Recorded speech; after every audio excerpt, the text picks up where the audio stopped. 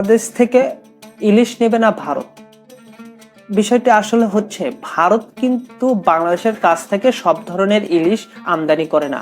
কেননা ভারতের বিশাল জলসীমায় প্রচুর পরিমাণ ইলিশ উৎপাদন হয়। তা সত্ত্বেও ভারত কেন বাংলাদেশ থেকে ইলিশ আমদানি করে? আসলে ভারত বাংলাদেশের কাছ থেকে সব ধরনের ইলিশ আমদানি করে না।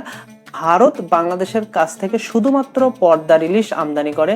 কেননা পদ্মার ইলিশ শুধু বাংলাদেশেই উৎপাদন হয় এবং এই ইলিশ অনেক বেশি সুস্বাদু, যার কারণে ভারত বাংলাদেশের কাছ থেকে পদ্মার ইলিশ আমদানি করে এবং ভারতে যে ইলিশগুলো অবৈধ এবং বৈধ পথে যায় সবগুলোই হচ্ছে পদ্মার ইলিশ।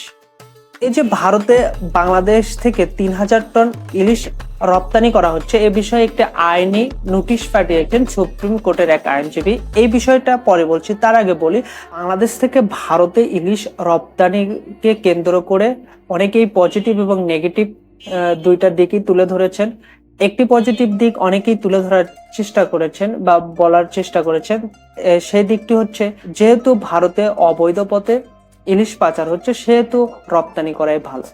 আমি তাদের উদ্দেশ্যে বলতে চাই একটি কথা, সেটা হচ্ছে, যদি 3000 টন রপ্তানি করা হয়, 3000 টন ইলিশ রপ্তানির পরেও কি অবৈধ পথে ইলিশ পাচার বন্ধ হবে?